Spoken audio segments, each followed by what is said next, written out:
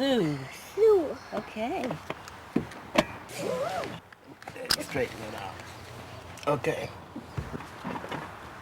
Let me go. Here we go.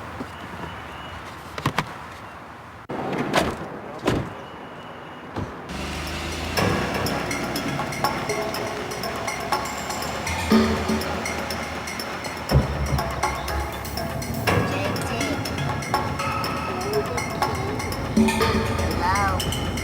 Anybody home?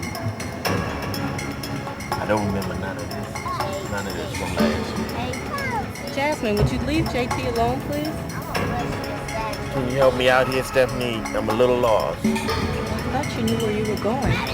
Do you have the directions? Get some Fruit Loops, JT. What time were we supposed to be there? We're late. JT. Do you want to stop and call someone? Keep going. Straight or right at this intersection?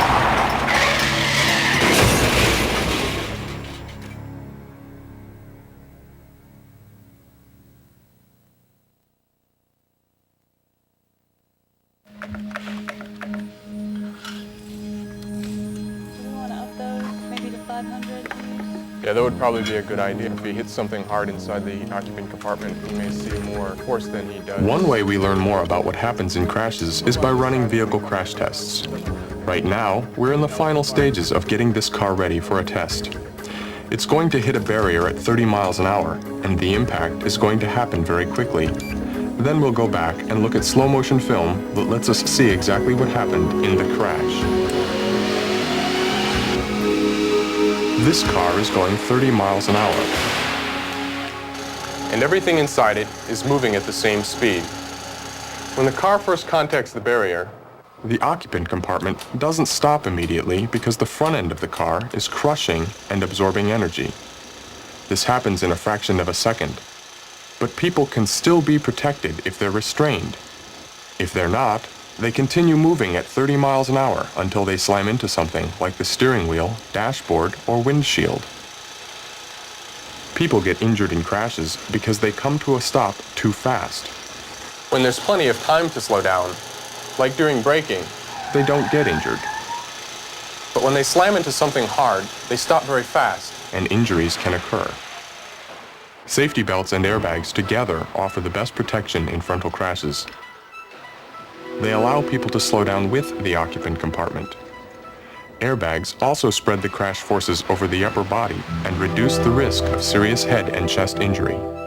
Safety belts protect people in non-frontal crashes too. Plus, they prevent ejection. And if there are violent maneuvers before a crash, belts keep people in their seats where they need to be for airbag protection. To get the maximum benefits, you need to do more than just buckle up. It also matters how you buckle up and where you sit.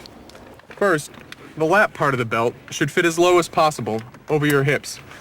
Don't let it ride up over your stomach. If it does ride up over your stomach, which can happen, especially with bench seats, the belt itself could injure you during a crash. The shoulder belt should fit comfortably. If it rubs against your neck, check to see if it can be adjusted. You might also try adjusting the seat for a more comfortable fit. If this doesn't work, still use your shoulder belt. Don't ever put it behind you or under your arm. And don't let anybody else, including children, do this. A driver should position the seat as far away from the steering wheel as is comfortable for driving. The more distance, the less chance that your face will hit the steering wheel in a crash. And keep in mind, this can happen in a severe crash even if you're using a safety belt.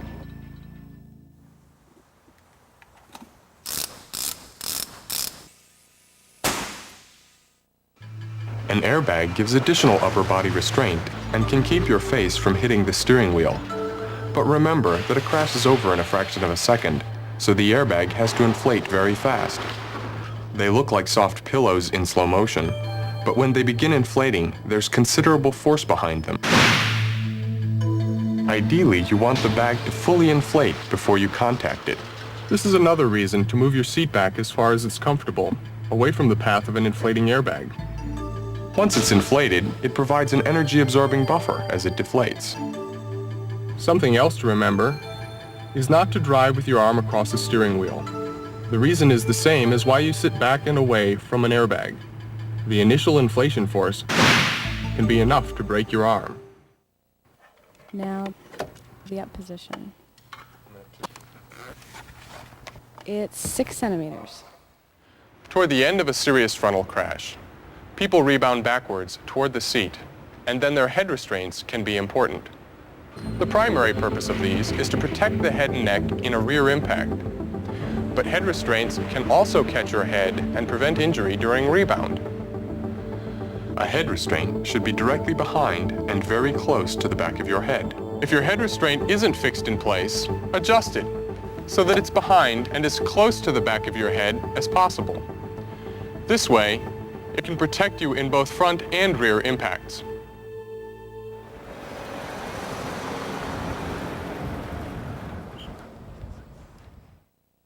So far, we've been focusing on the best protection for drivers, and most of it applies to adult passengers too.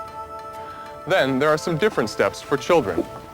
Ideally, infants and young children should always ride in the rear, where the risk of injury is lower.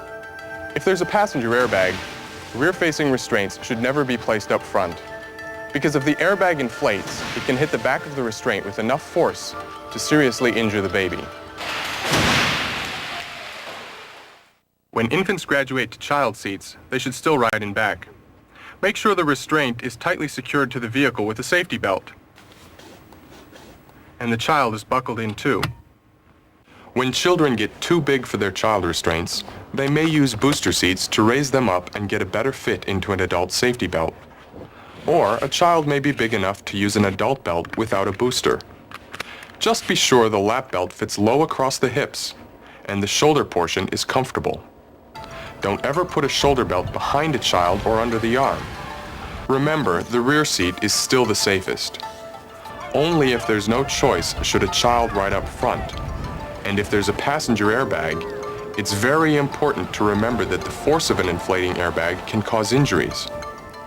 So move the vehicle seat back as far as it will go to keep the child away from the airbag. And for the same reason, don't let a child sit forward on the edge of the seat like some kids want to do. And remember this especially. Never place an infant restraint up front if there's a passenger airbag. Riding unrestrained has always been the biggest hazard for both children and adults. Safety belts and airbags are saving lives and preventing serious injuries. If you take these few extra steps, you'll be in a position to get the maximum benefits from your restraints. So remember the basics. Buckle up properly. Sit back so you're away from the steering wheel and airbag. Check your head restraint. And make sure infants and children are restrained properly in rear seats. Making sure everyone is effectively restrained is the best way to reduce your risks in the crash.